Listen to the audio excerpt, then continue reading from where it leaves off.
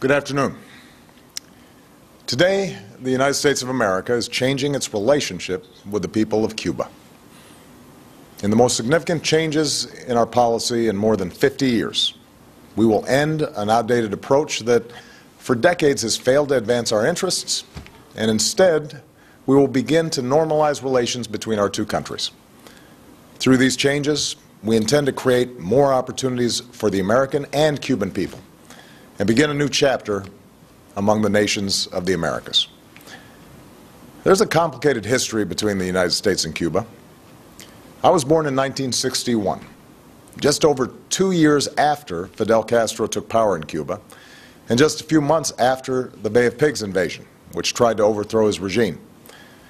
Over the next several decades, between our countries played out against the backdrop of the Cold War and America's steadfast opposition to communism.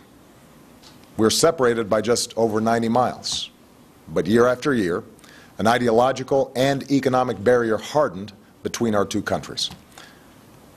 Meanwhile, the Cuban exile community in the United States made enormous contributions to our country in politics and business, culture, and sports. Like immigrants before, Cubans helped remake America, even as they felt a painful yearning for the land and families they left behind. All of this bound America and Cuba in a unique relationship, at once family and foe. Proudly, the United States has supported democracy and human rights in Cuba through these 5 decades. We've done so primarily through policies that aim to isolate the island, preventing the most basic travel and commerce that Americans can enjoy anyplace else.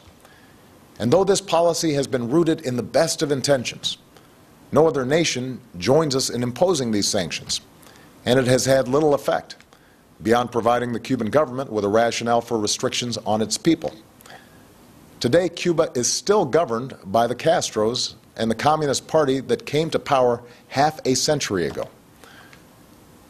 Neither the American nor Cuban people are well served by a rigid policy that's rooted in events that took place before most of us were born.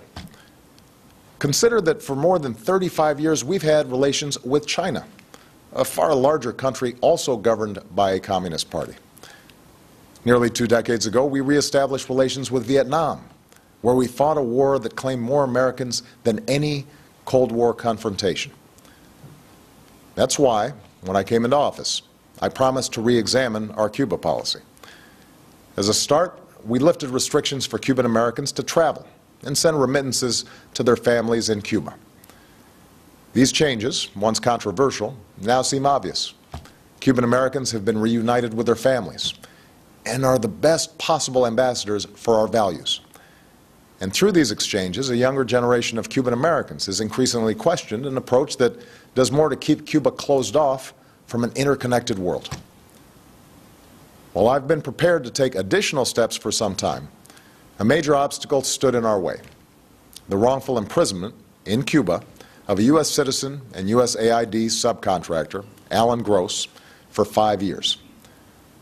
Over many months, my administration has held discussions with the Cuban government about Alan's case and other aspects of our relationship.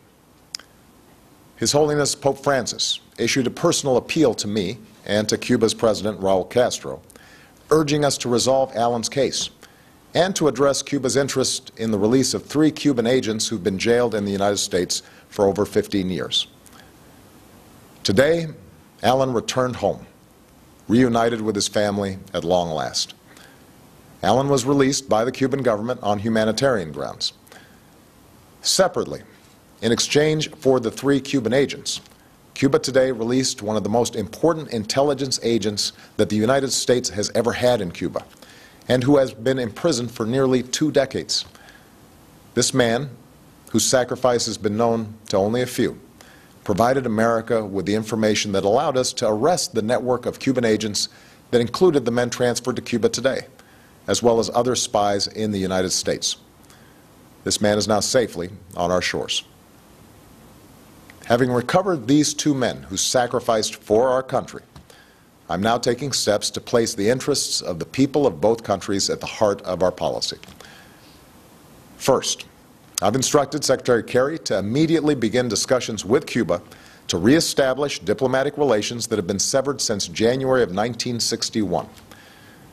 Going forward, the United States will reestablish an embassy in Havana, and high-ranking officials will visit Cuba. Where we can advance shared interests, we will, on issues like health, migration, counterterrorism, drug trafficking, and disaster response. Indeed, we've seen the benefits of cooperation between our countries before. It was a Cuban, Carlos Finlay, who discovered that mosquitoes carry yellow fever. His work helped Walter Reed fight it. Cuba has sent hundreds of healthcare workers to Africa to fight Ebola, and I believe American and Cuban healthcare workers should work side by side to stop the spread of this deadly disease.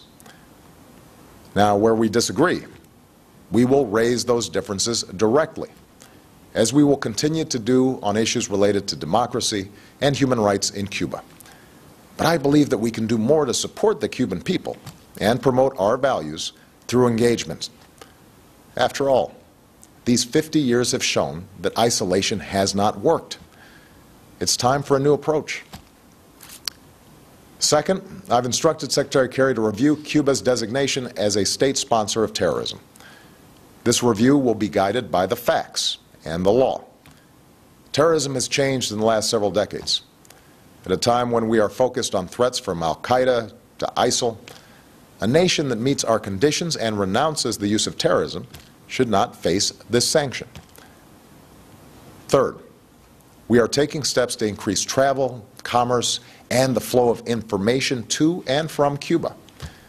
This is fundamentally about freedom and openness, and also expresses my belief in the power of people-to-people engagement. With the changes I'm announcing today, it will be easier for Americans to travel to Cuba, and Americans will be able to use American credit and debit cards on the island.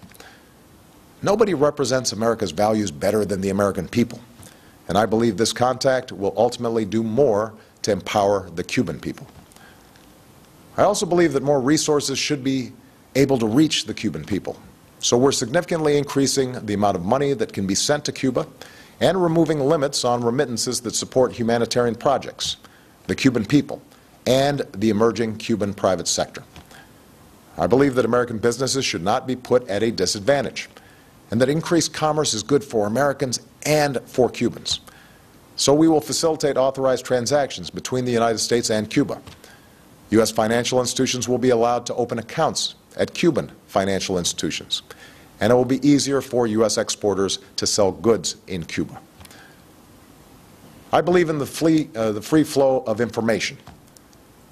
Unfortunately, our sanctions on Cuba have denied Cubans access to technology that has empowered individuals around the globe. So I've authorized increased telecommunications connections between the United States and Cuba. Businesses will be able to sell goods that enable Cubans to communicate with the United States and other countries. These are the steps that I can take as president to change this policy. The embargo that's been imposed for decades is now codified in legislation. As these changes unfold, I look forward to engaging Congress in an honest and serious debate about lifting the embargo. Yesterday I spoke with Raul Castro to finalize Alan Gross's release and the exchange of prisoners, and to describe how we will move forward.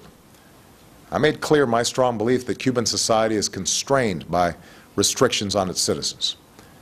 In addition to the return of Alan Gross and the release of our intelligence agent, we welcome Cuba's decision to release a substantial number of prisoners whose cases were directly raised with the Cuban government by my team. We welcome Cuba's decision to provide more access to the Internet for its citizens and to continue increasing engagement with international institutions like the United Nations and the International Committee of the Red Cross that promote universal values. But I'm under no illusion about the continued barriers to freedom that remain for ordinary Cubans. The United States believes that no Cuban should face harassment or arrest or beatings simply because they're exercising a universal right to have their voices heard. And we will continue to support civil society there.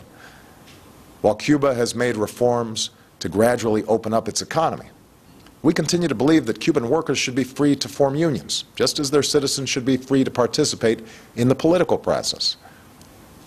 Moreover, given Cuba's history, I expect it will continue to pursue foreign policies that will at times be sharply at odds with American interests. I do not expect the changes I'm announcing today to bring about a transformation of Cuban society overnight.